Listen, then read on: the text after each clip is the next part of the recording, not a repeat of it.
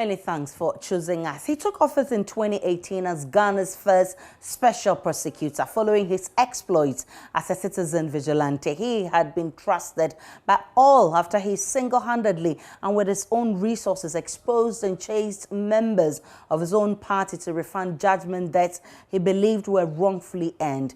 The case of Alfred Agbeshiwoyome is a classic example. Now, we have some insights for you on the Special Prosecutor's Office.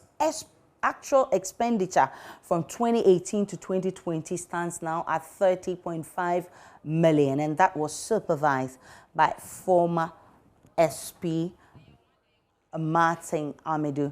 And of course, today we are hearing that 2 of the cases he was chasing have all been unsuccessful after Kisie Jabeng dropped that. But after spending 30.5 million Ghana cedis within 2 years in office, results of his work is beginning to show. This morning, his successor, Kisie Jabeng, was in court to request discontinuation of one of only 2 cases he prosecuted during 2-year stint as special prosecutor. We'll try to answer the question, has Martin Amidu caused financial loss to the state? First, details of court proceedings as captured by correspondent Joseph Akable.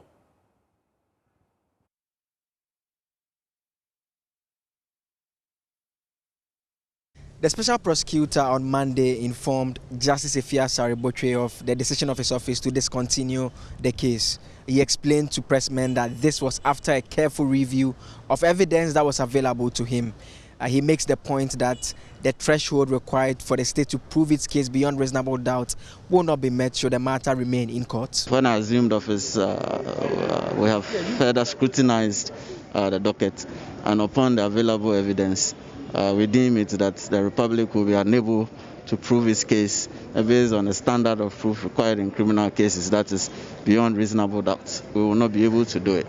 And secondly, it appears certain that it will suffer the same fate as the first one, which is similar to this one, which was dismissed on 7 May 2021 on an application of submission of no case to answer.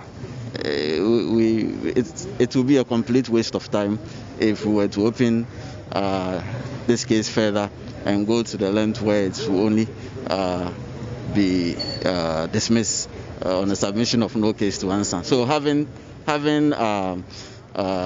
re-examined the docket, gone through it, we've taken this decision.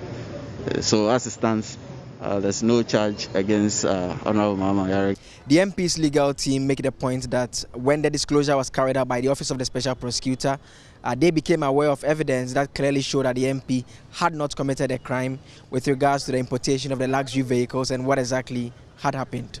The processes of discovery, the prosecution gave us the evidence they intend to rely on, including letters from Societe Generale. And in those letters, Societe Generale made it very clear that this is a car loan. It is a loan, contract, payable through deductions from the salary of the Honorable MP. And the evidence that the bank had already started the deduction. So on this basis, it was just inconceivable to proceed with this prosecution. And so, it has not come to us as a surprise.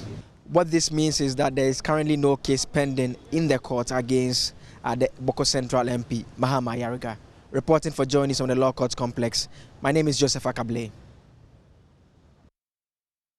Well, Mahama Ayariga has always insisted the cases against him were frivolous and amounted to persecution.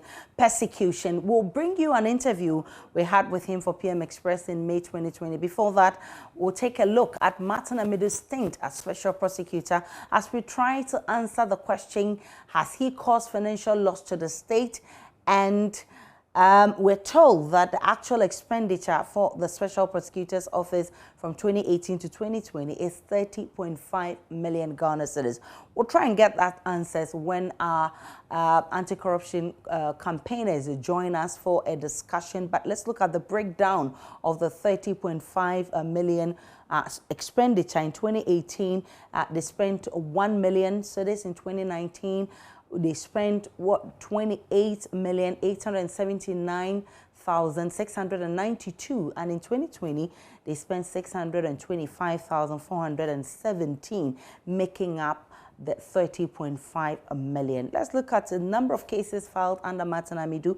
2 cases filed because they worked on a number of cases, we're told, but 2 of them went to court, and convictions 0. Both cases have been unsuccessful because accused persons have been set free, with today being the latest. We'll have that conversation shortly when our anti-corruption campaigners join us for a conversation on this afternoon. Crack the whip. That's the call by anti-corruption campaigners. So the Ghana Revenue Authority, after JoyNews investigations, uncovered how some staff of the GRA aid businesses bidding for contracts to circumvent lay-down procedures in the acquisition of tax clearance certificates for them. With a paltry sum of 1,500 cedis, officials are able to forge tax records for newly created companies without any evidence of work. JoyNews' Kuwete Nate has more in the following report titled Fake Clearance. I have received countless information that contractors and business owners fake tax clearance certificates so they can bid for government contracts. So I set out to verify the authenticity of this claim. I began by registering a company called Basket Ports. Barely a week after the company became official, I set out to get a tax clearance certificate, even though my company had no tax record. Before we get into the detail of how I managed to get a forged tax clearance certificate, which could pass off as authentic, the head of Domestic Tax Office, Edward Jamra, explains why a tax clearance certificate is important. Tax clearance certificate is a compliance tool which is used by the government. Tax clearance comply with its of tax obligation. With the explanation out of the way, I approached a Ghana Revenue Authority staff who worked with another tax officer at the Agbogloshi GRA office and was asked to pay a sum of 1,500 cedis. I told them I needed a good turnaround tax record, and they secured a tax clearance certificate covering 3 years. The certificate reads, "Professionally not liable to tax, deposit 500 cedis. This should help the investigative team to secure a government contract with ease." A tax certificate that has a good turnaround. I don't get you. You said? They need a tax certificate that has a history that I've done some job. Done a 0 tax certificate.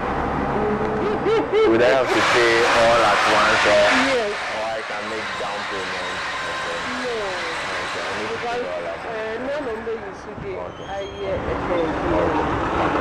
And if I do, how long will it take for me to?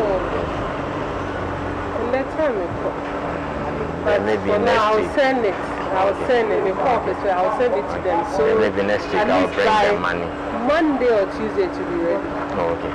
It will all depend on you. The certificate was prepared within 3 days.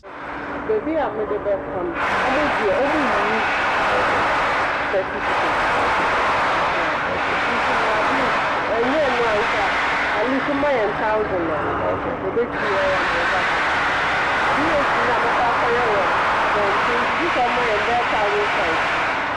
So let's see Tuesday. So Tuesday I would have to come. Oh, you don't need to come. If it's ready, you can memo it to me. Okay, no problem. Head of the Domestic Tax Office, Edward Jamra, says the practice is fraudulent. He explains why. If it's a new company cannot. So if you have a clearance certificate for a new company, which is indicating that the company has been paying taxes for previous 3 years, it's an indication of a fraudulent tax clearance certificate. Preliminary investigations by the GRA reveal the tax detail of tax clearance are genuine, but another fact is that they were forged. The head of the Domestic Tax Office says they will investigate further to establish the details of the individuals behind the act. We will be happy to investigate to find out how this tax clearance certificate was issued to the company.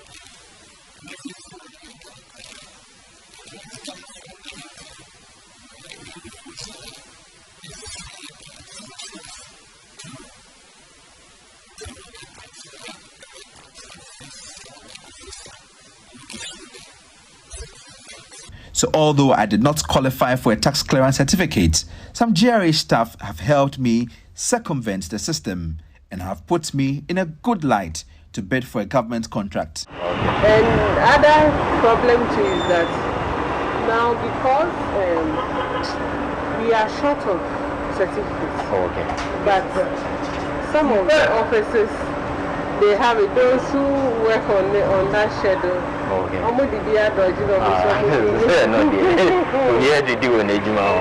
It is clear, beating the system in Ghana comes at a price. So what is your price tag? Kwetinatis reports for JoyNews. Well, board chairman of the Internal Audit Agency, Joe Winful, is calling on the GRA to fish out the culprits and sanction them to serve as a deterrent. He spoke on JoyNews desk on the JoyNews channel. Well, you know, it looks as if, although Mr. Senano indicated that we seem to have cultivated this culture of saying, I'm helping someone, I'm doing a favor. As a result, you know, what is wrong with being kind to my fellow Ghanaian? Maybe that is the attitude. But even the employee should know that the essence of ensuring that we collect the revenue into the government chest and is done properly is to bring about efficiency in not only our revenue collection, but even in the processes that will follow to get to that end. Now, in the private sector, you can ask what will happen. I mean, the person will be fired as soon as it's proven that there was this intention or the motivation to actually enrich himself, because not all the amount collected was paid into the government chest. Yes. For you to say that circumventing the process was more of trying to help, but at the end of the day, I was trying to collect monies for the government. You know, that shouldn't be the case, because there was some of the amount apparently, you know, also ended up with the individual, which means that there was intention to really do this act. So I believe that the right punitive measure, and as a deterrent to others, would be to get rid of that employee. That's a bad nut. And then for all the rest to see that or to understand that they won't get away with it if they practice that. But there will be a need to, you know, review the systems in place. Yes. Find out the weaknesses within the control mechanisms, try and improve upon them, and then hold the senior persons also accountable, because they are the ones who are charged with actually providing oversight or supervising, and at the same time ensuring that they attain their targets through effective, you know, revenue mobilization. Because there's also a weakness within the whole process of revenue, you know, assessment and collection. And this, I don't think, is, you know, is the major issue at the institution. Most likely it's just the tip of the iceberg. And maybe we can say that it's giving us the opportunity to, you know, look into, you know, the whole institution and see how best we can improve on what we are doing, because it has repercussions on our development. Co-chair of the Citizens Movement Against Corruption, Edem Senano, believes that GRA must review its internal monitoring system to prevent such occurrences. So, does this surprise you at all? No, it doesn't. I think that we've gotten to a stage where a lot of this is normalized. It seems to have become a subculture. If you see the demeanor of the lady, she probably saw herself as, what do we say, not a knight in shining armor, someone helping a brother out. Doing a favor. Doing a favor, exactly. It's not surprising. We seem to have created a new subculture that has normalized these activities. It is only if you have a very strong internal monitoring system that penalizes these kinds of attitudes and actions very strongly, then it would have served as a deterrent. But I'm not really surprised. All right, you talk about strong monitoring mechanisms. You'd expect that the GRA, the Ghana Revenue Authority, would have something like that in place, knowing that, as you're saying, this is something that's quite common.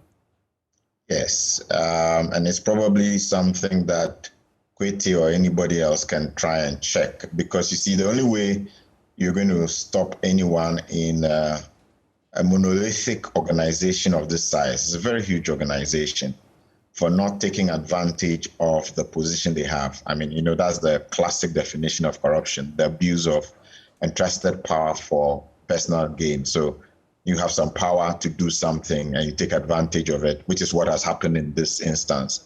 The only way to stop that is that you have systems that say we'll penalize you, and not just that, you are seen to penalize frequently, so that it serves as a deterrent. People begin to know that you are not afraid to crack the whip. And so from historical evidence, they know that this might happen to me, and therefore I don't want to attempt going down that road. Without the evidence that that has been going on, there's monitoring and there's been sanctions of individuals who've done this, the likelihood is that this kind of activity will continue. So many people will look at the amount involved. 1,500 cedis was paid to get the tax clearance certificate, and they'll say, so what? The person stole at 1,500 cedis. It's chicken change compared to the corruption cases that we hear. But help us to appreciate the implications of someone paying 1,500 cedis to get a tax clearance certificate they don't deserve. In the first place, from the individual's perspective, you tend to start with small amounts. It could be, in this case, I think that the report suggests that at least 500 was recorded. So let's say it's 1,000. Yes. But, you know, once individuals get comfortable, the next time it will be 2,000. And there might be an exponential growth before you know it. Then that person is involved working with others to deprive the state of much more. So that's one aspect of it. The fact that if you're not holding on to the small drops, you are likely to be creating a bigger hole for monies to be lost to the state. But beyond that, the implications simply are that that culture of I can get away with not paying what I should, or I can get what I don't deserve simply by passing a little bit of currency here and there, will begin to seep into the whole culture. So everybody thinks that it's about how much you are able to pay. And so there's a constant competition, so to speak, to deprive the state to get contracts that are not due us. And once you get that kind of contract, because already you are not the kind of individual who follows systems and procedure and protocols, the likelihood is that even if you got a genuine government contract to execute, you are likely to provide a substandard product. If it's a road, then the likelihood is that the resources given to you to execute that road will not be spent to develop a high quality road that will stand the test of time. It's supposed to be 10 years or 20 years, you know. So that culture feeds into the full value chain. It starts from just the fact that I got my tax clearance by the wrong way, then I push money to get a contract the wrong way. It probably means that nobody has checked that you have the systems, you have the personnel, you have the capacity to deliver. At the end of the day, the people of Ghana are shortchanged. You have more accidents on the road and what have you, or building collapses, or whichever contract substandard quality products are provided. So it's a long value chain. Starting with this just means that nobody is checking that that entity that has received the tax clearance has systems in place, has the capacity, has the expertise to deliver on the services that they claim they are about to provide.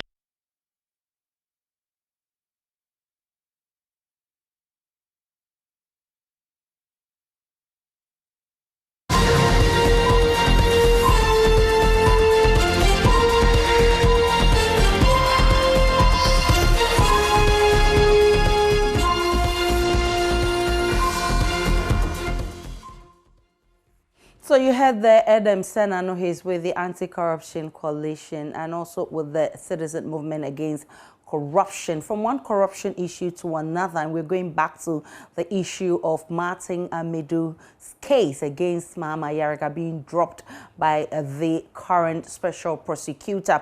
He says after reviewing the case, he sees that there's no reason to pursue the case. But Mama Ayariga himself has been contesting that case. Here's an interview with him on PM Express in 2020 on this matter. Listen. This is a relation that is broken down. Honestly speaking, is it? Yes, it has to be, because you recall at a certain point he accused me of sending people to come and beg on his behalf, and he made a big deal of it. Which is not true. Which is not true. Exactly because of he saying that, oh, I'm his so people his in your people within the family setup, when they hear that, oh, you are investigating this person, they will call you. He has reported me to people before. He knows that he's reported me to people before. People in your family? Within the context of family and friends. He knows in the past.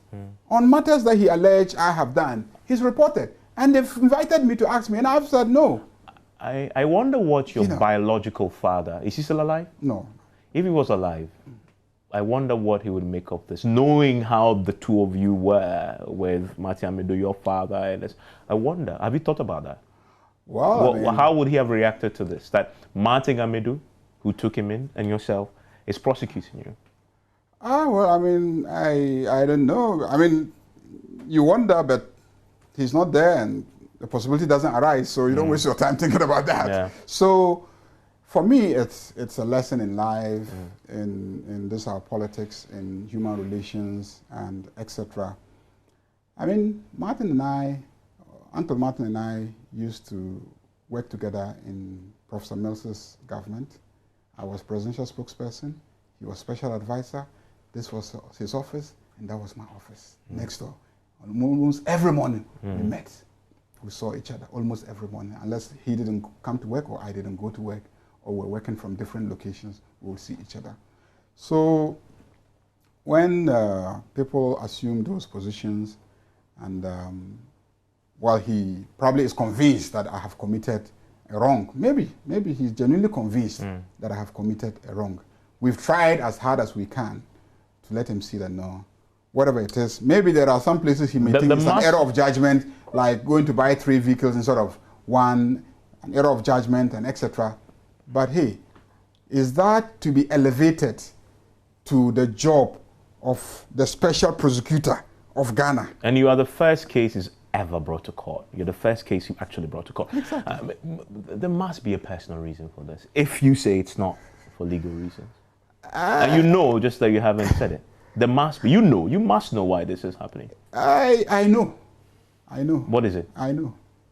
But I won't say it on television. Is it family?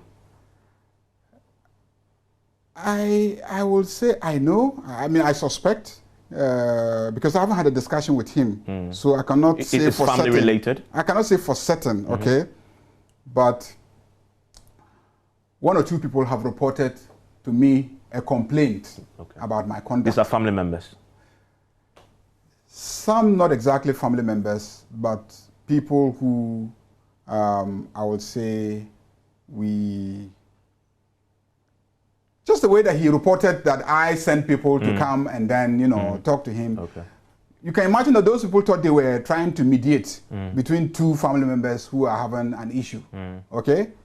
So they will talk to me, they will talk to him. Just as they will take feedback from me to him, they will take feedback from him to me. And so in the process, I think I have a sense of what his issue is. Just I don't want to go public on that. But you get a sense these are certainly not legal issues. I don't think it has anything to do with buying an ambulance. And I also don't think it has anything to do with buying vehicles. So I don't think. And to be frank with you, trust me, if you go and ask the interrogators, I told them that in these issues that they are investigating me, my conscience is very clear. And if they say I should go to prison for buying an ambulance for my constituency, I told them I will gladly do. With a clear conscience. I told them, if you go and ask the interrogator, I told them, but will you forgive Martin Amidu? Me? I have forgiven him. All I'm trying to do is to prove my case in court. That's all I'm seeking to do. Forgiving him? Yeah, I don't. Look, Uncle Martin's children are my friends. You still talk? His daughter is a friend of mine. I still call her, she calls me. A few months ago, when before President John Mahama went to the Upper East, I picked Martin's daughter in my car. And we drove together. This is recent? This is recent. While the father was prosecuted? Whilst I was in court with Uncle Martin. I don't have any issue with his children. I don't have any issue with him. Do they sympathize with you? Who? His children. Do they sympathize with you? No, they do. Honestly. They sympathize with you? No, they do. They do. They must have spoken to their father about this. I don't know if they have spoken to their father, but when they meet, at least not the other children, but the daughter, I'm in regular contact with, and, she will talk to me and say, well, you know how our father is, so you just fight it. You just pray that it all ends well for all of us. And I assure her that, look, this won't change the relationship between you and I. Okay. And I can assure you that it won't change my relationship with his children, Uncle Martin himself. Okay. So that's the man at the center of affairs, Mahama Ayariga, whose case has been dropped today by the special prosecutor, Kese Japing, who says after reviewing the case, he sees no reason to continue. Joining us now for a conversation on this is Bryce. So he's with the Anti-Corruption Coalition. Bryce, I'm grateful for your time. You've been worried over the period that the Special Prosecutor's Office since its inception has not dealt with corruption. Now, the two cases it took to court has not been successful. The latest is a dropping of Mahama Ayariga's case. How does all of this come across to you? Well, it sort of affects the credibility of the office itself, the OSP's case. Before a prosecutor takes on a case, you prepare your documents. You have to be sure that your evidence will cross that line before you actually take the case to court. You have to be that confident that you're going to go beyond the reasonable doubt line that we normally draw for such cases. So to have the OSP take cases to court and have to withdraw it affects the credibility of the office. However, you must take certain things into consideration, that it's not the same OSP that you have. Sorry, special prosecutor that I have in office. Mr. Amidu is no more. We have Mr. Kese Jabe now. He's coming as a new person. He's reviewed the case. He's looked at the evidence, and he goes to court to say, well, looking at the evidence we have, we don't be able to prosecute this case. It certainly is within a prosecutor's powers to be able to do that, to look at the case, even in the middle, and say, well, looking at how far things have gone, we don't think we have enough evidence to be able to prosecute this particular case. So that bit, is within their power to be able to do that. I think it also offers an opportunity for education also for the public to learn how these things really are done.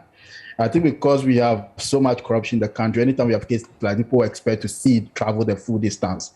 The reality is that some of them might not travel the full distance, sometimes for reasons such as this. But I think in this particular case, it will appear that the change in the special prosecutor also might have affected the travel of the case. What about Mr. Amidu stood on, which you regarded as very strong evidence? It seems that Mr. Jabin had a different opinion on how strong that evidence is, whether that can give them a win. And like I said, he has every right to review and say, well, we don't think we can win this one, so we are withdrawing the case.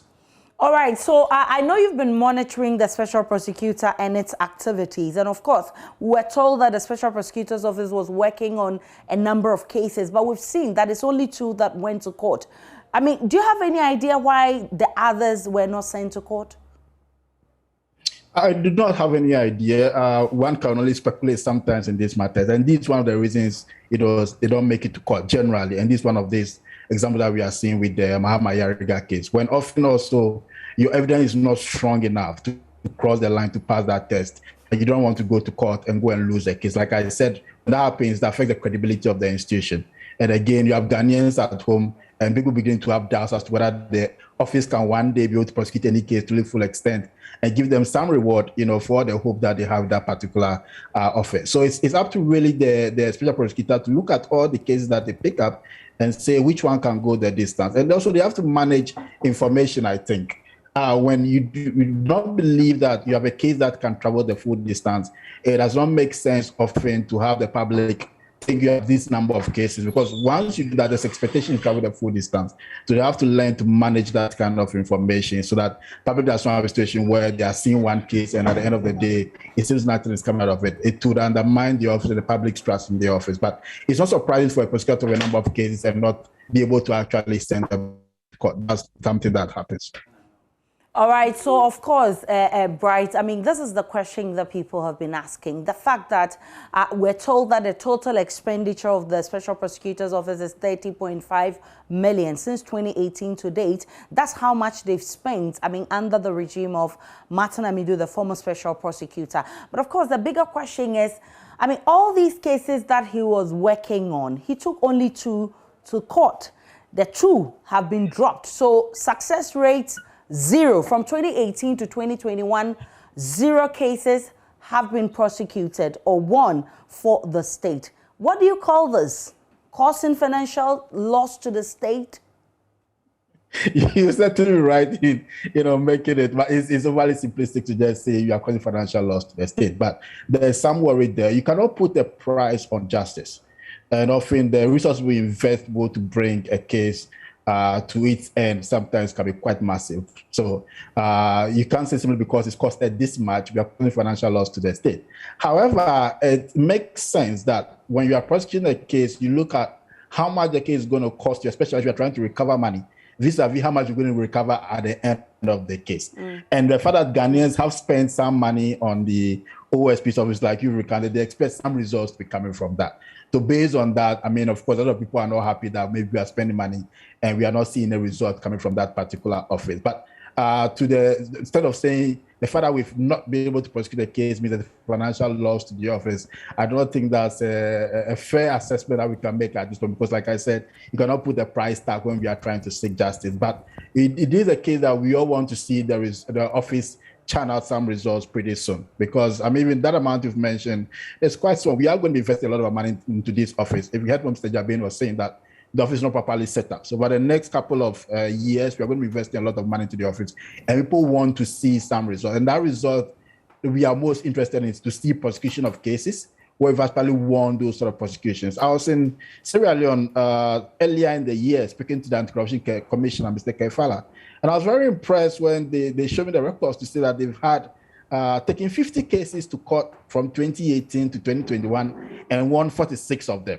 recovering millions of dollars for the state of Sierra Leone. That's the same thing you want to see in Ghana, that we are actually taking cases to court, we are winning them, we are putting people in prisons who deserve to be there, also recovering sums for the country. But prosecution costs money. And, at this stage, I don't think it's wise to wade into a discussion of how much it costs for what to seem like field cases at this extent. It's not something we should be looking at. We should, however, be encouraging the OSP that to be able to manage the information. If the cases are not ready for court, it does not help the public learning of them at that, because once they learn of them, there's expectation that something is going to happen with those cases.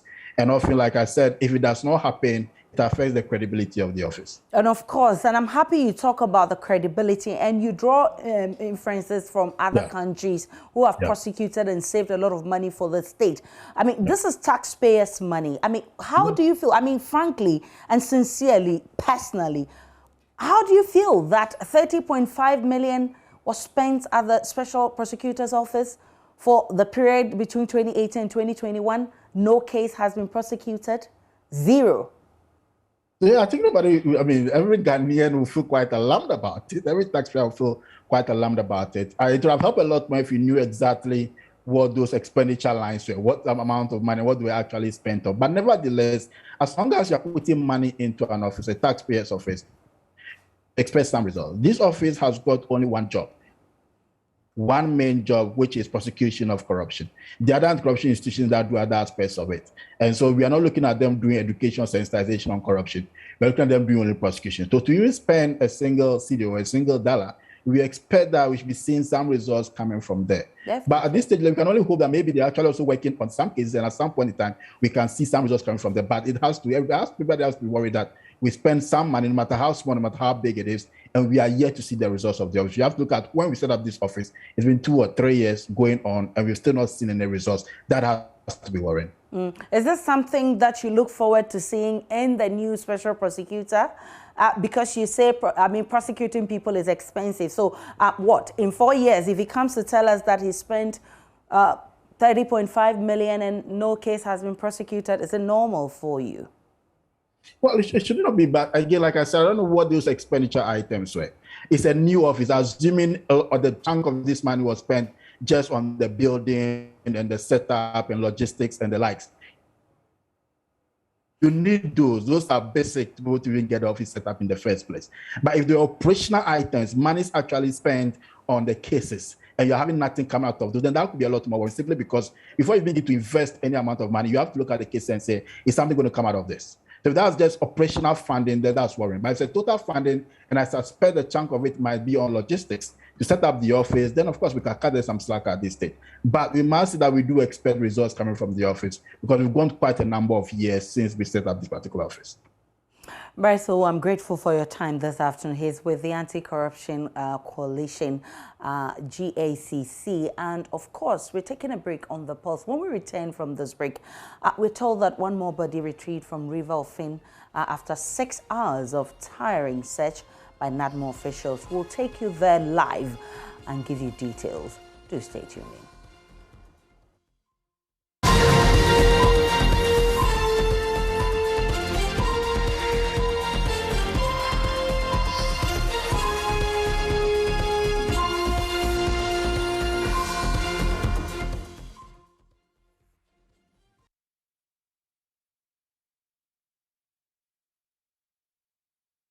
Welcome back to The Pulse, and remember to tweet at us with the hashtag The Pulse, and also join us by all our social media handles. Remember, we're also streaming live on YouTube. Now, 2 persons have been found dead in the canoe accident on the Offin River, leaving 3 more trapped after Friday's incident. 9 persons were trapped in the river when they were crossing to their farms. The district chief executive over the weekend supported the rescue team with swimming suits and other materials. Predominantly farmers, community members have their farms and property beyond the Offin River in the Achiase community of the Chumampunya district. Crossing the river to find their means of livelihood has been an age-long routine, but residents say the river overflowed its banks in the recent heavy rains. 9 persons got trapped in the river when a canoe they were using to cross capsized. 4 were rescued, but the 5 are yet to be found. Here is an eyewitness. Jenny 2 years, me grana me say kofa e shan for asamba. Me bebe duru ya na shan na mum kura ma o mu busa say na enipa na e foro shan no metimi aka o mo na me bo ba ko de allo ana ba ko de holy ana ba ko de Joshua na ye nuanu aka ne de me wura fi o mu din ne kakara nti jable ya gina ye ni abere kwa ye je brisi ni de keka ho atorenjam kesi atu ye nzu ye da ho ye River Offin enipa num ye 5 in the guma ya bom wade ni bia ehunu no wo mu me bani holy na kwan a ofa so a otonjo no mimi nim ono nko na te achiase ha me nti ha bi me ti chanchina ase ntiri nu ano papa na wo mo frɛ me sɛ me ba no watonsuom ti me ba ye no eye no kore nso ampa ti enu a metena ha ma ne bonu nsia nti enne anopai 6 o'clock na me san ba ye no so ma san tena ha to samre. Several rescue teams have gone on this particular river to try and find the 5 who have been missing since yesterday. It has been a frantic effort by the team, but it's been very, very difficult. And as I speak to you, authorities are trying hard to find these people. The color of the Offin has become yellowish.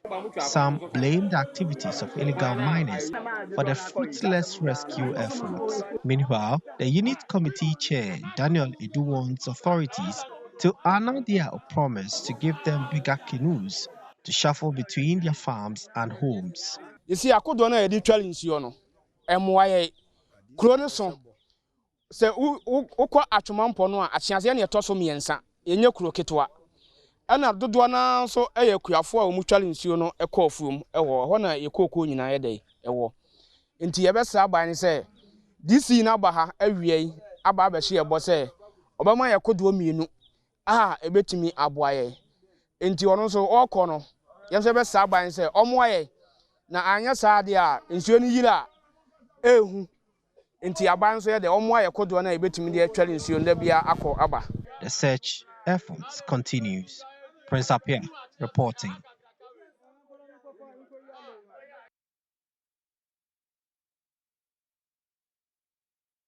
Prince Appiah went back to the community and now joins us via phone for more on this. Prince, what's the latest on the 3 persons, the status of the 3 persons that were rescued, dead or alive?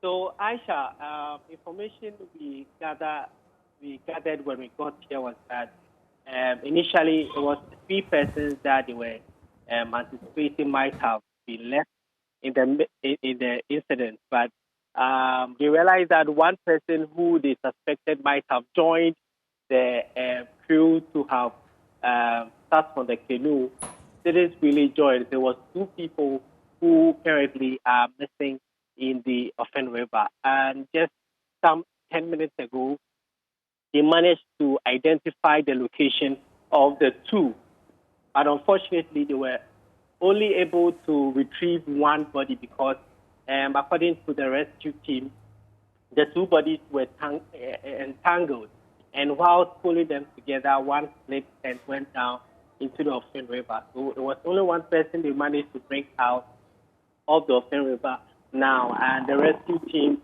I should say that, have been really tired going through this particular process.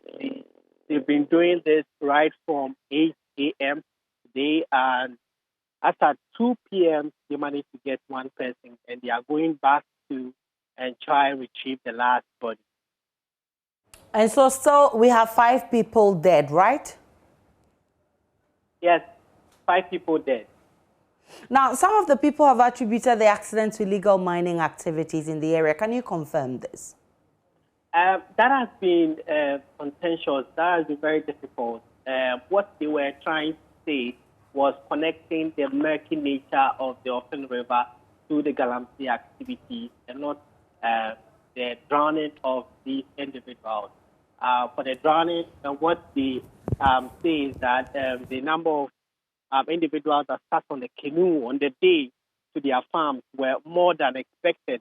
Initially, they had advised that only 5 people should sit on a canoe to cross to their farms, but on this fateful day, there were 9 in number, and that might have caused the capsizing of the canoe and resulting in the drowning incidents. And so the connection with the galamsey activity is with the murky nature of the Offin River, and what they say is that it was very difficult and see through the river because of how bad the color has changed into, Aisha.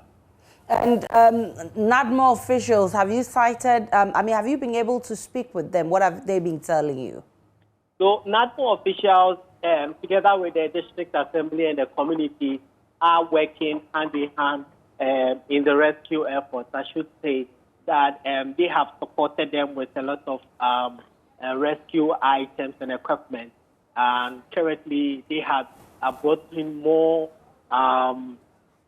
swimsuits and a lot of other items that will help them, retrieve the bodies in the Offin River. And the NADMO officials are still here at District and Security Council. We are also told are in a crunch state, trying to find a lasting solution to the occurrences that happened on Friday.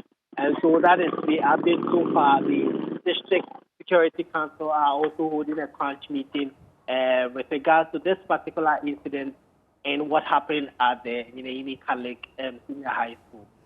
Prince Apia is our man on this for us. We'll still monitor events and bring you updates on this one. But back here in Accra, scores of residents at Oyarifa Green Hill, a community within the Lankwantanan municipality, have been trapped in their homes more than 96 hours after heavy rains flooded the entire area. According to the affected residents, buildings and waterways and the absence of drains in the area have made it almost impossible for floodwaters to recede even days after it rains. I mean, they want authorities to order the demolition of the distractions in waterways to make room for drains. Manuel Quarantine has more on this.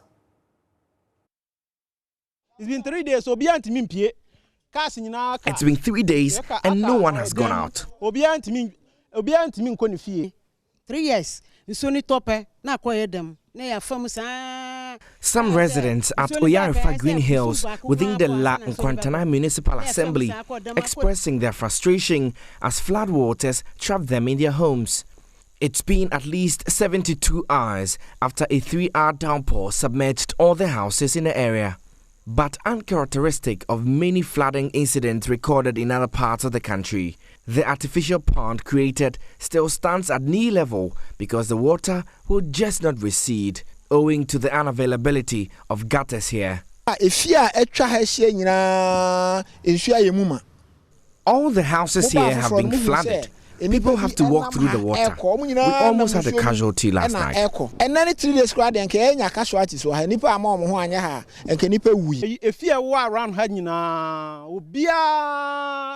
Everybody is affected, with no one to help us. But situation like this, resolving. It's destroyed all our properties. All my fowls are dead. This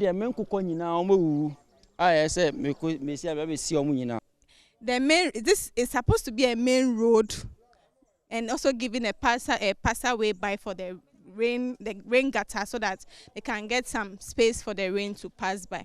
But I don't know, for some reasons there was some blockade on the road. Someone has to come and build on the road. The community, which has more than 500 homes, has literally been shut down. Nobody goes out and nobody comes in. Due to this, my sister cannot come back from work. Oh yeah, she went to work for almost 3 days now. She has not been in the house. And I'm the only one in the house for now. Meanwhile, I'm here with my father, my siblings, and other people. Imagine if I were not to be a little bit older, how would I be able to fend for myself in this big house? The water cannot recede. It descends from the other parts to this place and gathers here. While the residents continue to count their losses from the invasion of their homes by the flood, they want authorities to order the demolition of all buildings sited on the waterways. First, I didn't start here. We went to NADMO and they said we should go to the assembly, but no result still. But want to me and you. Yeah, how you know, yeah, per se, yeah, they told Nana Branco Kufuado and him. Or no, you need dinosaur, or be any higher, need dinosaur, so betting me up. We want the president and the regional minister to help clear all the houses on the road so we can construct the gutters. Not on my boy.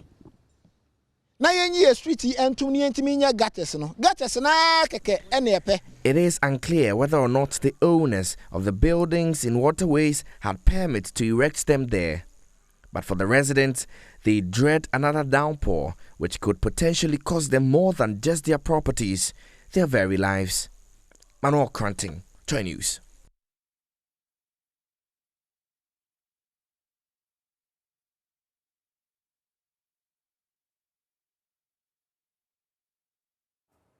Manuel again reports that residents of Oyarifa Green Hills are still trapped in their houses 5 days after the heavy rains. He visited the community and now joins me via phone for more. Manuel, what can you report from the Oyarifa Green Hills community? Has the situation changed?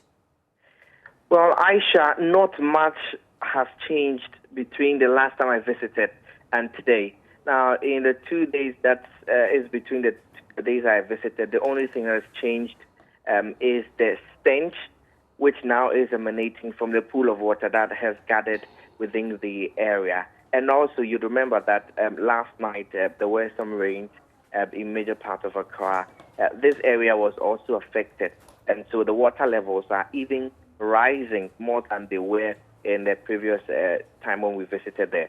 And so, indeed, the people are unable to go out now. Students cannot go to school. School children of school-going age have been caged in their houses.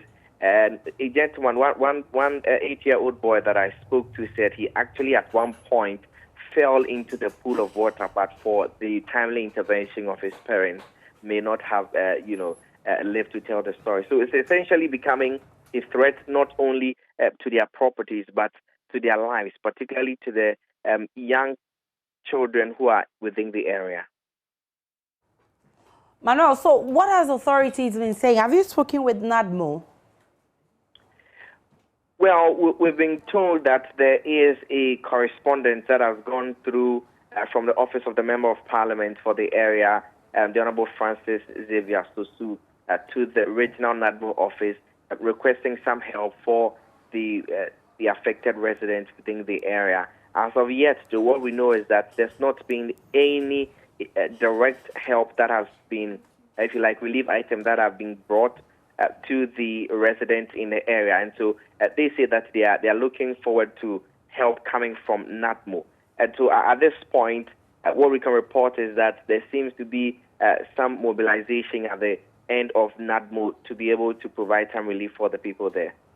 Manuel Kranting is a man monitoring this for us at Oyarifa Green Hills. And of course, we have updates for you when we get it in our subsequent bulletins. Let's do mental health now, because the Mental Health Authority has described the state of the mental health hospitals as one that is not of its best in the country. According to the Mental Health Authority, the 3 mental health institutions in Ghana are now dilapidated and lacks renovation, therefore affecting mental health care delivery. Speaking to JoyNews at a seminar to mark World Mental Health Day on the theme, the state of mental health in Ghana, realigning resource allocation, Deputy Director of the Mental Health Authority, Dr. Caroline Emisa, encouraged hospitals in the community to have a mental health department to prevent people from traveling to the already existing ones to make it accessible to everyone.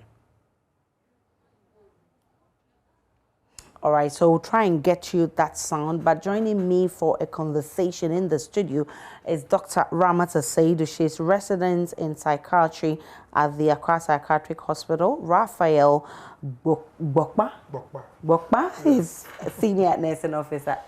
I'm grateful that both of you made it to the studio. Let me start with you. Ladies first, they say. Okay. Ramata, tell me the situation of our mental health, or the status of our mental health care delivery in Ghana, just like Dr. Caroline Emisa is lamenting. Okay, so just like Dr. Emisa said, it's actually not in a very good state. We have, as it stands now, there are only 3 main psychiatric hospitals in this country. So we have the Accra Psychiatric Hospital, Pantine Hospital, and then the Ankafo Psychiatric Hospital. And if we realize these hospitals are all in the southern belt of the country, leaving the northern and the middle belt without a psychiatric hospital.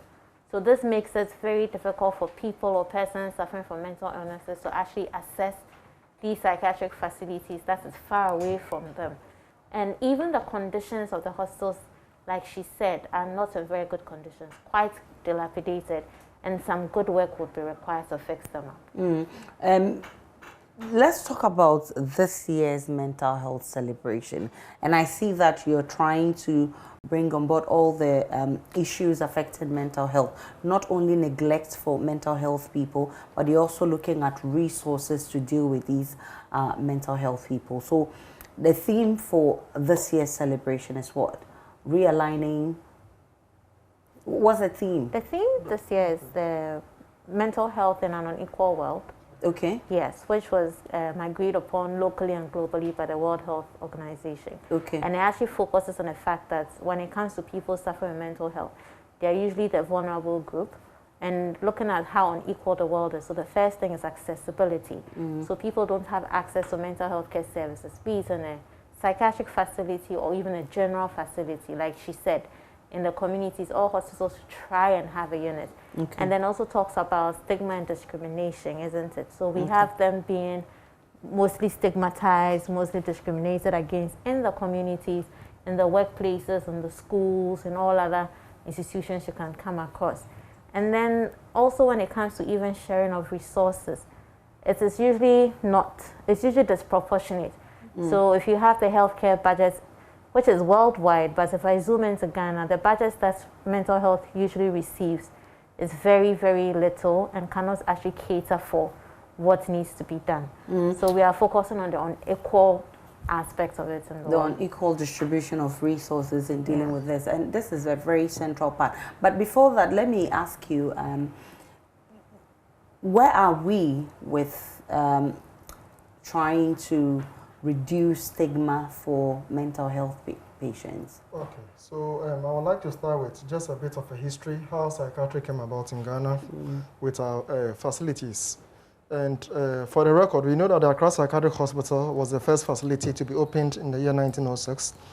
Started operations in the 1907, and the initial plan was for 200 patients. And there were 16 attendants who were actually taking care of these patients. Currently, it has expanded to about 600 bed capacity. And then the patients, currently, they are just a little over 300 patients. Now, I think over the years, there have been some strides in actually upgrading psychiatry. We didn't used to have a mental health authority. Now we have an authority that solely takes care of mental health issues in the country. Most of the regional hospitals, district hospitals, do not have what you call psychiatric units as part of the facilities or the hospitals. So I think we have made some strides. But then again, these are very, very little strides. They are not very significant. We think more can be done. We think that a lot of efforts can be put in. Again, coming from the Accra Psychiatric Hospital, that we normally term as the headquarters of psychiatry in the country, I want to again add that a lot more can be done in terms of infrastructure. For those who have been there before, know that the conditions there are not really very good, though improved. Over the last 10 years, there have been some major innovations in some of the units, but I think that a lot more can be done. We need a lot more commitment, a lot more investment in the sector of mental health. It's very, very important. Mental health is total health. So, Dr. Saidu, let me find out from you. This is something that your deputy director is saying that, I mean, she's asking for sort of decentralizing access to healthcare, mental health care. And so she wants, I mean, various hospitals to have units so people, that the main hospital will not be choked. But is this a conversation that you've had with the Ministry of Health, for instance, the Ghana Health Service? I mean, is this something that you've done to help deal with this situation? Oh, yes. It's actually gone past conversations. Okay. So we have enrolled a lot of it in most of the general facilities. We do have, she is my boss, Dr. Amabuedu, who is with the Ghana Health Service, was previously with Accra Psychiatric Hospital. She's doing an amazing job. Okay. So she is the Deputy Director of Mental Health Services with Ghana Health Service. And we've gone on trainings to train general practitioners on basic or minimum skills when it comes to mental health care. And the aim of decentralizing is also supposed to help with the stigma and the discrimination so that people don't feel they have to come to a psychiatric hospital for care.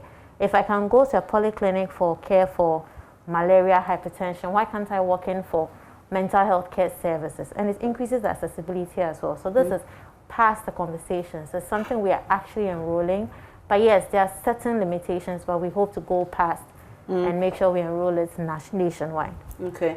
So, I mean, speaking right now, what is the single most difficult thing facing mental health care delivery in Ghana? You want to address that for me? Okay. So I will say it's funding. The policies are in place, all right. I mean, the plans are there. What to do is actually there on paper, but it's the funding. We have a mental health staff, a few of them actually. We need actually a lot of them. When it comes to psychiatrists, we don't have a lot of psychiatrists in Ghana. There are few. Dr. Rama can attest to that. Mental health nurses, yes, they are there, but again, where to work? Most of the facilities have not been upgraded to, let me say, polyclinic status or regional facilities or district facilities level. And all these ones need funding. So funding is a main thing. I believe that there are other issues that we can look at in terms of the stigma, the discrimination, which is, against both the client and then the staff also. It's not just against the client. The staff also face the discrimination. But the main thing I want to actually emphasize is the funding for mental health activities or programs in the country. We need to see a lot more funding, both infrastructure, both the human resource and everything. We need a lot more funding in these areas. Okay, so let me chip in this one. Some time ago, the Psychiatric Association of Ghana did a research, and it brought on board, people working in working environments, the people who you find there who also have some mental issues, they say.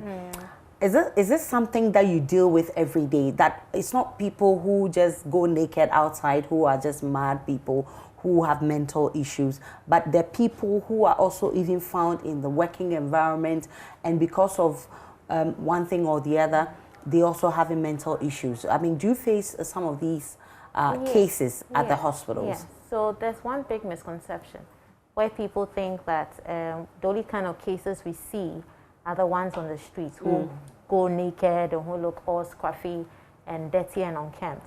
But when it comes to the field of psychiatry or the field of mental health, there are a myriad of cases or diagnoses that we have. From the popular one, which is depression, anxiety disorder, then we have bipolar, we have sleep disorders, we have seizure disorders, even though it's not technically our field, but people still come. We have personality disorders, we have the big old schizophrenia. There are lots of things that we attend to, sexual disorders and all that. So we do see... sexual disorders are also mental cases? Yes, we do have. Really? Yes, we do have a category under the diagnostic manual that deals with that as well. So there's a lot of things that we attend to, not just people, quote unquote, on the streets. So the average person like you and I who has any challenge with their mental health, they cannot cope with the normal stresses of life, and they seem not to be able to contribute to society the way they would want to. So long as you are distressed and you're functioning in any way, you can always seek help. You don't necessarily have to look like those on the streets. So what would it take to deal with all these issues that we have identified as affecting mental health delivery in Ghana? You talk about stigma, you talk about discrimination, and above all, you talk about funding. Yeah. So with the funding, like my colleague said, it goes beyond just the two of us. It goes beyond, it's usually stakeholders and petitioning government. What has been the response from government? That would be difficult for me to see. I think that would have to come from someone higher than me. But from where we sit, it hasn't been as we would expect. So I know that although they do give us some money, it usually would come late. And even when it does, it's not enough. Because first of all, mental health services are technically supposed to be free in this country. So if you're not providing us with the funding, then how exactly are we supposed to support the care of the persons that suffer from mental illnesses? The Accra Psychiatric Hospital that I can speak for has quite a number of people with them as vagrants, isn't it? People who have been there for years and don't have families or cannot recall where they live. We have to clothe them, we have to feed them, we have to give them medications, and if they have to go see a doctor outside the facility, we have to pay for. Yeah, so if we are not getting the needed reimbursement and money to care for all these people, how do we expect to deliver any quality care at all in the first place? So funding is a problem. I know they do. Well, they do, but I don't think it's enough. Specifically, where is the challenge? Is it distribution of drugs? Money for upkeep for the mental patients? Where exactly are the loopholes? It would be difficult to say. It's everywhere, from A to Z. Medication, feeding, clothing, it's everywhere. It's everywhere. It's everywhere. So what really do you want? This is an opportunity for you to reach out to the people who matter in resolving some of these issues. It's World Mental Health Day. What do you want from government? So we want to see a lot more commitment. We know the challenges that government face. Yes, we understand. But we want to see a lot more commitment. We want to see a constant supply of medications to deal with our psychiatric patients or conditions. We need a lot more of that. In terms of money for upkeep, feeding, clothing, we need a lot more funding. What is coming, as you rightly said, something is coming, but we think it can be better. There's still more can be done. Yes, it can be better. But I mean, even as we celebrate the day, there's also been a conscious effort to create awareness as to how to treat mental patients. I mean, how we should stop the stigma, discrimination, and what have you. I mean, what message do you have for the people out there, Dr. Seydu? Okay, so the message I have is that it's okay not to be okay. I think it's difficult for people to ask for help, particularly in a society that considers mental health to be an abomination, to be a spiritual attack, and for all sorts of reasons. But there's treatments, there's medications, there's help out there. It doesn't have to be even just pills. We have the psychologists, clinical psychologists who do their own work as well. So there's help available to all. If you have a challenge or you have a difficulty coming to the psychiatric hospital, I always suggest that people go to the nearby clinic and have any other doctor assess them. They can do what they can do within their limits or within their skill set. If they need you to see a psychiatrist, then they'll refer you to see a more specialized person in the facility.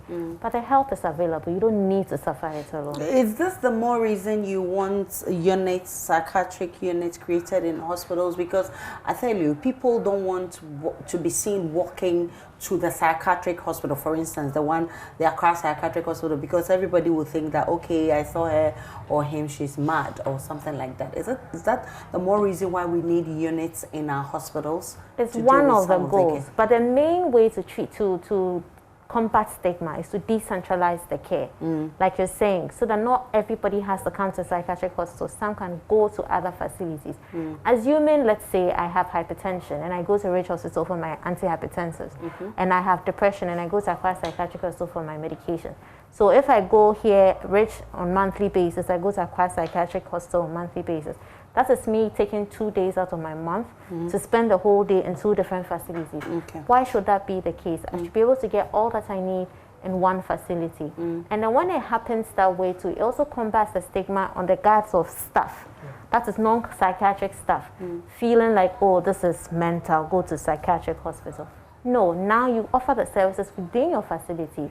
You are challenged to treat the patients, and you're challenged to look beyond the stigma to make people more comfortable to have access to Well, this is a conversation that we keep having until we see that, I mean, there's sanity in the system, and we see that the stigma and discrimination and all the funding issues are dealt with. Thank you so much, ladies and gentlemen, for coming. Dr. Ramata Seydu, she's a resident in psychiatry at the Accra Psychiatric Hospital. Raphael Bokma, yes. a senior nursing officer at the Accra Psychiatric Hospital. Yes. I'm grateful for your time. Let's do more. Minister for Food and Agriculture, Dr. Owusu Afriyie-Akoto, wrapped up an 8-day tour of some areas, regions, with the promise that Ghana will produce all the rice it consumes by 2024. But with fertilizer in short supply all over the country, the minister and his team have been meeting with farmers and other stakeholders on ways to increase yield and improve the sector. My colleague Kwekwa Sante was with him on a tour, and our report. The Agric Minister, Dr. Owusu Afriyie-Akoto's tour was dominated by issues of fertilizer supply, which is in sharp decline over the country. For the whole year, farmers lamented how the shortage is affecting their yield. But according to the minister, the shortage in supply is due to COVID-19, which has affected global supply of the commodity. We don't produce fertilizer in Ghana. The places that produce fertilizer in Europe and in America have been badly hit by the COVID because of the close downs and so on. In England, Yara, which is one of the biggest fertilizer companies in the world, is shutting down factories. But even as the short supply of fertilizers impacted farmers, some in the Western North region in particular had to deal with more, as they were hit hard by poor quality seeds, which drastically reduced their yield, even as government hoped it can wean the country of foreign rice dependence. Henry Fojo is Western North Region Director of Agric. A lot of farmers, about 625 farmers were affected. Total acreage that were involved were 670. That is 1,677 acres. You know, virtually they had nothing. The bird flu outbreak was also high on the agenda of the minister, who announced compensation packages for farmers. At the moment, I have a memo, a cabinet for seeking money for compensation to the farmers. So you better convey to them, they shouldn't worry. I mean, this is my second experience. The first one when I was a member of parliament and the ranking member for Food, Agriculture and Cocoa Affairs in 2015, there was an outbreak. And we were in the forefront trying to force the government to give money for compensation. Now that I'm in charge, nobody can come and tell me. The minister, in this phase of his tour, visited 5 regions, the Volta, Oti and Western North regions. The other regions were the Central and Western regions. The minister visited rice milling factories, cocoa processing factories, and made several stops to interact with farmers. The minister also met with traditional authorities and rallied their support for government's programs in the agric sector. But perhaps the biggest news from his tour was his call for a review of government subsidies in the sector, as he revealed close to 1 billion cedis had been expended on subsidies. Apply improved seed. Instead of taking part of your seed, your crop, your grain, and putting it somewhere and bringing it back every year to recycle that they've been doing their whole lives. If you get improved seed outside every year to plant and you apply the chemical fertilizer, you're going to get increased production. And really before we got into planting for food and jobs, the average yield of a farmer in Ghana was just 3-4 bags or 50 kilograms per acre. Now I've seen it. People are making 20, 30, 40 bags an acre. 30, 40 bags an acre. And the farmers of here in Volta region who are doing it right are getting those, not the 3 bags, 4 bags, but they're getting 10, 15, 20, 30 bags per acre. That's progress, that's transformation. So it's, the point is very clear that if, and don't forget, this subsidy is not there forever. It's only for a very small period. The government of Akufo-Addo is taking away from Ghanaian taxpayers, you and I, nearly 1 billion cedis to give a subsidy for the fertilizer and the seed. Nearly 1,950 million Ghana cedis last year, 2020. That's how much it cost the government. Otherwise, that 950 million should have been paid by the farmers. The Agric Minister says he does not wish to be an office-sitting minister, but one that will continually tour all parts of the country to see firsthand the challenges of farmers and discuss how to deal with it. He is expected to move to the northern part of the country later this year.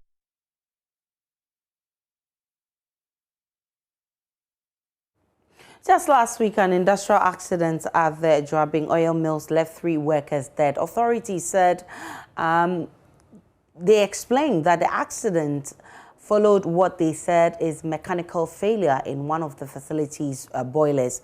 The supply chain manager, Nanaya Osiribo, said this resulted in the steam coming out to engulf people who were working beneath. But what can be done as a country to ensure industrial safety and to prevent such deaths in our factories? Joining us now for a conversation on this is Abel Salah. He is a reliability engineering consultant. I'm grateful for your time, Mr. Salah. Thank you so much for having me. So first, share with us what your readings are about the safety issues in our industrial centers, especially at a time Ghana is seeking to become an industrial hub. Yes, unfortunately, since the 70s to date, we've been having challenges with our maintenance regimes with regards to our industrialization. And what happened a few days ago is rather unfortunate. It could have been prevented. Yes, it could have been prevented. If we should take our maintenance regimes very seriously, this accident, shouldn't be happening. But do we know why some of these things are happening in our factories, in our industrial areas, especially when Ghana is now going strong on industrialization?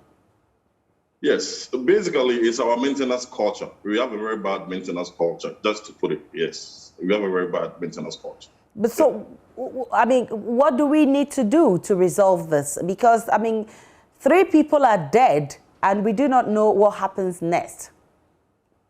Yes, I think back in the day, we used to have a factory inspectorate board.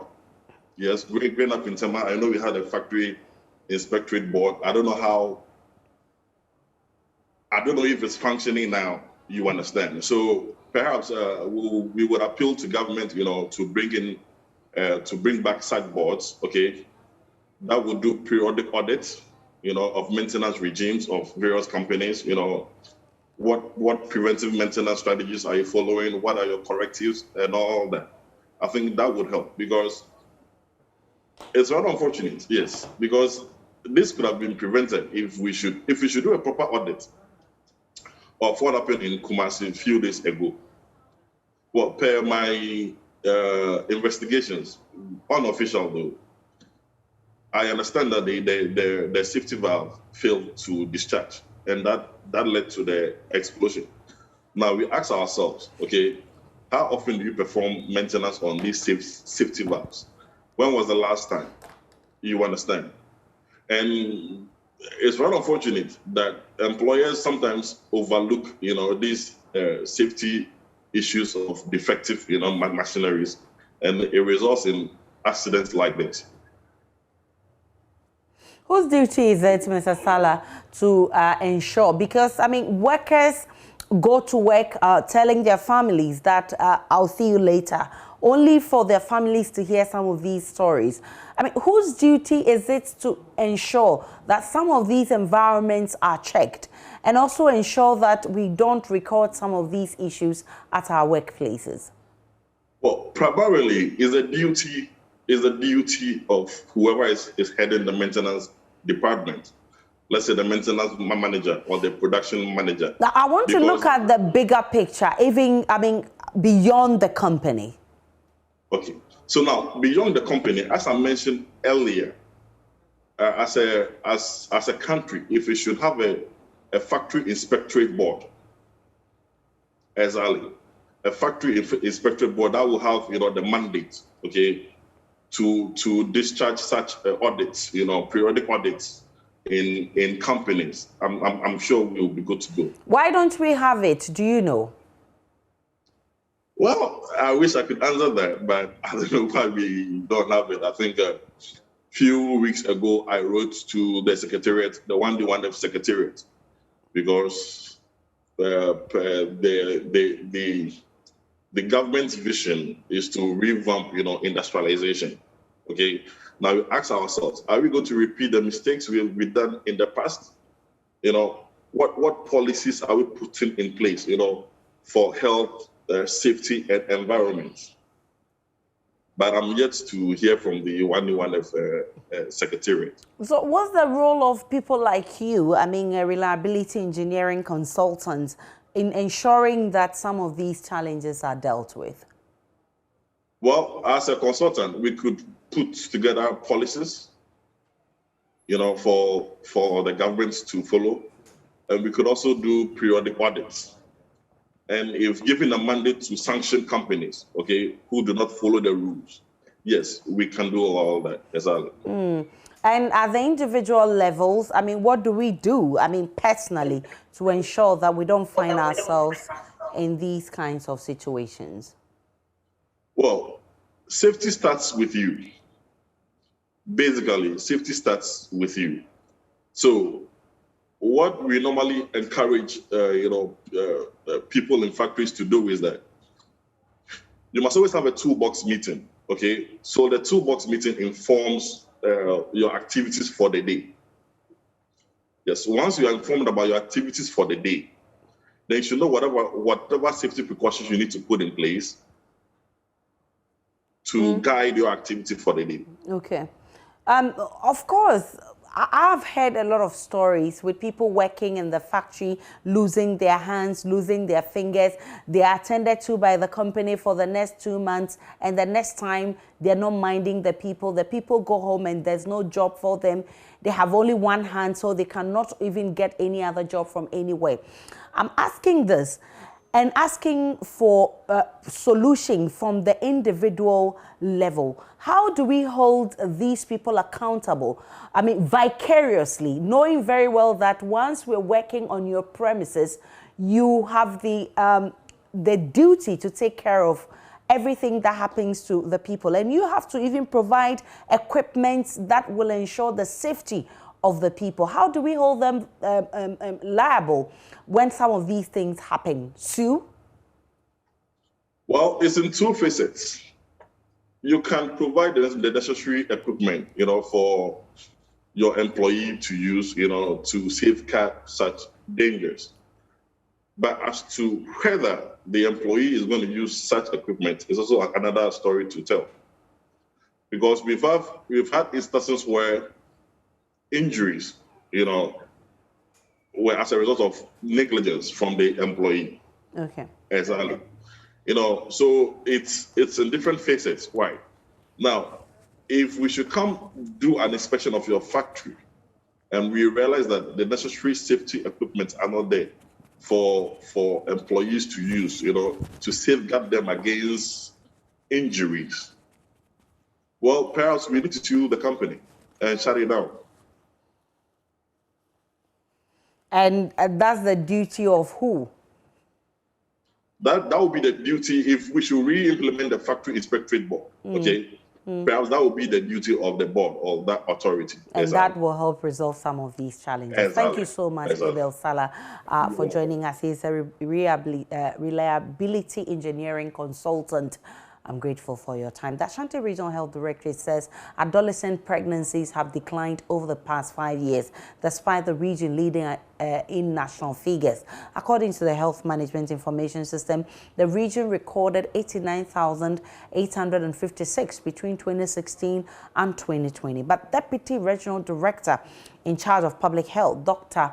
Roxanne Michael J tells JoyNews there has been a decline in trend from 11.4 in 2016 to 10.9% in 2020. We are not happy with where we are. We still believe a lot can be done. From 2016 right down to 2020, we can see the trend. There is the absolute number of pregnancies that occurred within this group, 10 to 19 years, over the past 5 years by a year. There is what was aggregated by a certain media house to give a very huge number of pregnancies within our region. But breaking it down to years, you can see that, yes, we are hovering around 18,000 on the average every year. This number of girls get pregnant. Like every indicator within them, you have to look at the population as well, because every year our population keeps on increasing.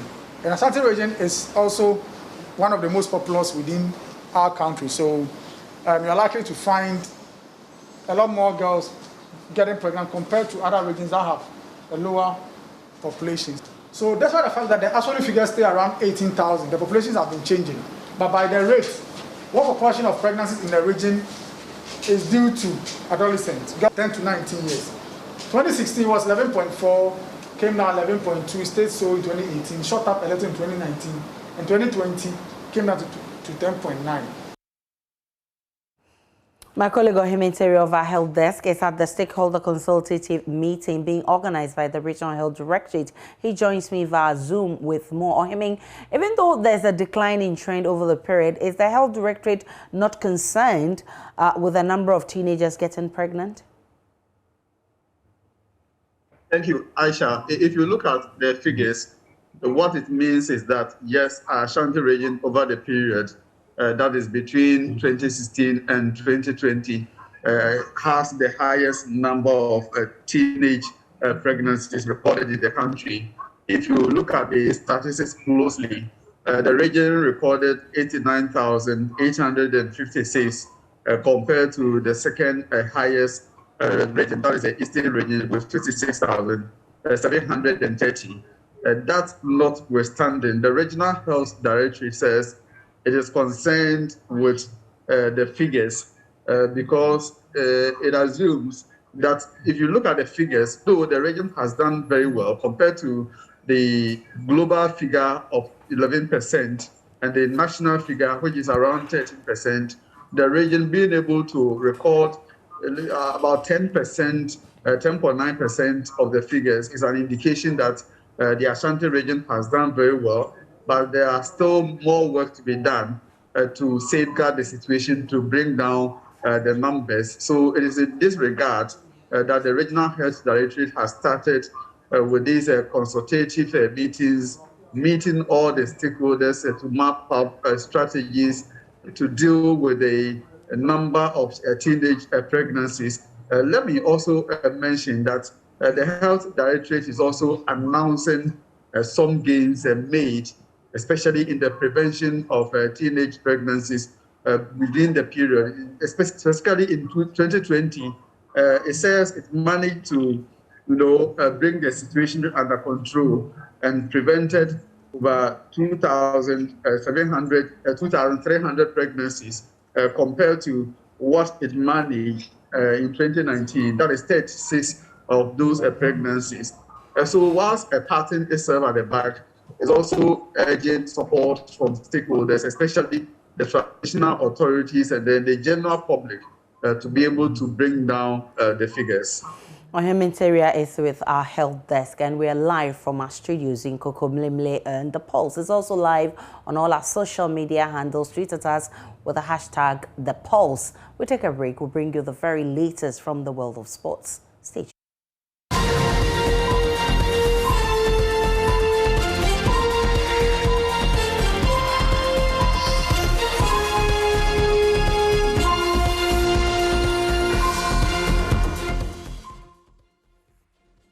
Hans Mainsando here with sports on The Pulse. Now, preparations already underway ahead of tomorrow's FIFA World Cup qualifier against Zimbabwe in Harare, which comes off on the 12th of October. And I'm talking about the Black Stars of Ghana. Of course, four-time African champions. They sit second in Group G after 3 games. And they beat the Warriors of Zimbabwe by 3-1 at the Cape Coast Sports Stadium on the 9th of October. Ahead of the reverse fixture tomorrow, we gauge which players are likely to be in the starting lineup based on the performances in the last game.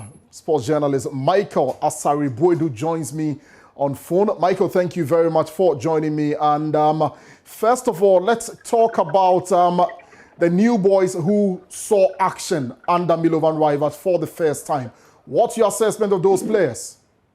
Well, good afternoon, Hans, and forgive me if there are any background dissonance. I'm actually in a car, so you hear horns and all that. But what I saw of the new boys, I think for starters, goalkeeper Jojo Walcott did not really have that impressive of a debut because he conceded. He would have loved to have ended with a clean sheet, but I think altogether he was quite okay. It was much more of an improvement than the graphic goalkeeping we witnessed between Richard Ofori and Atizigi in that defeat to South Africa. So I think it was better, and he can build on that going forward. For the Abdul Fattah Shehaku, I think he's got many people asking why CK never got to give him minutes in the Black Stars during his stint. I think he was very good, very okay with the role that he played. I think Milo set up with inverted wingers, so mostly they had to cut him. There was one opportunity for him. Unfortunately, he had to slip, but for a young boy who is playing in the second-tier division in Ghana, and he gets the opportunity to play for the Black Stars, if he gives such a good account of himself, I think he needs a tap on the shoulder. Kamaldeen Sulemana was much more of an improvement. He's played for the Black Stars previously under CK. Did not really give a good account of himself, was subbed off. And I think that he fared very, very well. Altogether, I think that all the new faces who came in under Milo did their work and they did it very well. And it is also because their roles were clearly defined for them. So they knew exactly what they had to do on the pitch. And that tells you that if you have a team that is technically competent, you can have players who will deliver. Right. A key point in that game is the substitutions that Milo made on the day and the fact that it did result in at least one goal for the Black Stars of Ghana. Based on the performances that we saw, are you able to project which players will be starting this game for the Black Stars? Well, same opponent, but different game plan because the dynamics of the game changes. The game at Cape Coast actually was about Ghana hosting it. Zimbabwe were playing away. They came here, did not really offer as much more threat in terms of presence and in terms of attack. But when they play at home, having knowledge of how Ghana will play and also the kind of players that we have, I think that they will set up differently, and then the approach will also be a bit aggressive than we witnessed on Saturday. Now, what I see here is that with that different game plan, we need not set up the same way that we set up. Zimbabwe are going to hurry us, and Ghana is not mostly comfortable when we have opponents who press us very high, opponents who don't give us much more time on the ball. So I think that they are going to press us, and that is how much more we need control in the middle. In the first game against Zimbabwe, that control in the middle was lost, and especially when the Zimbabweans decided to double their presence in the middle, we lost some kind of stability. That led Milo to bring on board Baba Idrisu. I think he can start this game as well. We can sacrifice one of the offensive players that we used, Abdul Fattah Ishahaku, Kudus Mohammed, and then also Kamaldeen Sulemana. I think we have to sacrifice one. For me, I will look at Fattah Ishahaku starting from the bench. We slot in Andre Ayew at the right, have Kudus in the middle, Sulemana operating from the left as he did, had a wonderful cooperation with Baba Rahman, made Baba Rahman also thrive in the game as well. Baba Idrisu, Thomas Partey in the middle. Why? That's because Partey is a progressive midfielder, gets the ball, progresses it forward, but also brings balance to the middle in terms of how he distributes passes and all that. He has some kind of calm and poise in his game, so I think that he will also be able to bring that to bear when it's needed. Baba Idrisu for the tackle and ball winning, I think we will need that quality of us in the game, so we will need him to start. For central defense, I saw our defensive composition wasn't really comfortable anytime that Zimbabwe attacked. Don't forget that aside the penalty that Jiku conceded, there were opportunities for Zimbabwe to shoot at us, and then there was one ball that hit the bar. So our central defensive partnership was not solid.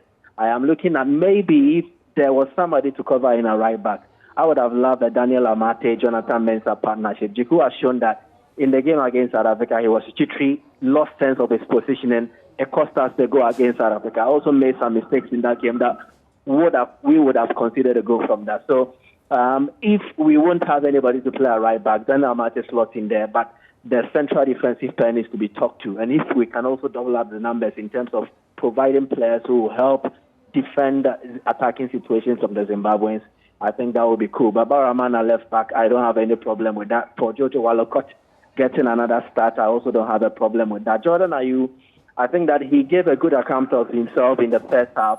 Second half was a bit lost in the game. For his experience, we'll need him there. This is actually a game where you start your best players and also your most experienced players.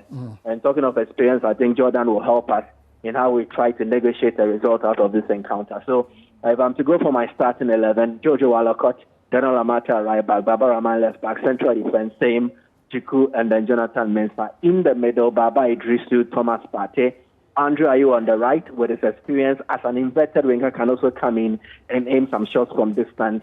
And then Mohamed Kudus playing behind the striker, Kamaldeen Sulemana on the left, and then Jordan Ayew. Right, Michael, thank you very much. Quite extensive and detailed. We'll see which players Milo throw on, just in terms of which players will be starting in that game in Harare. Thank you very much, Michael Asariboidu is a sports journalist speaking to us here on The Pulse. Thank you very much. You can read more sports at myjoyonline.com/sports. I am Hans Mensah Ando. And as we wrap up The Pulse this afternoon, my name is Aisha Ibrahim. For more news, log on to My Joy Online. You have all the updates of the developing stories. I've indeed enjoyed my almost 2 hours stay with you. Up next is Let's Talk Showbiz. Do enjoy the rest of our programs.